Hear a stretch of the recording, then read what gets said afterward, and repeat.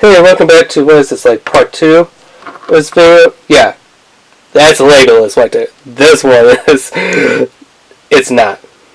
I mean, it is officially, but it just doesn't look like Legolas. And what about the military helmet? Yeah, he could wear it, which actually looks better like this, with the helmet on. But, let's pop the right parts off and on, and I think I got his little head stud. There we go.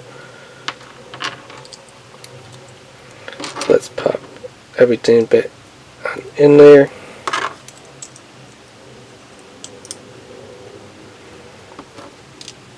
Now, some things that I would love to see. There's a little notch on top of the helmet. I would love to see like some little night vision goggles be attached to flip down on there. I would love, because there's a little pad on his little vest, the back of the vest, for it to be a little backpack.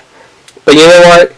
2 minifigures for $1 at the dollar store, not that bad a price for what you get. And yes, they can hold the standard, Lego weapons. So, don't always worry about that. But yeah, $1 for 2 minifigures, definitely worth it. And like I said, the little army dude looks pretty cool. Mission Impossible little Tom Cruise looks pretty cool. Legolas hair on the army dude makes it into a complete Legolas. Legolas hair on the official Lego brand Legolas, no, not really.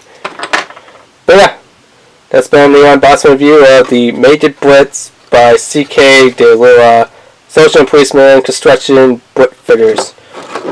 Remember to hit that subscribe button, hit that notification bell, hit that like button, and leave a comment in the comment section. Alright, thanks, bye.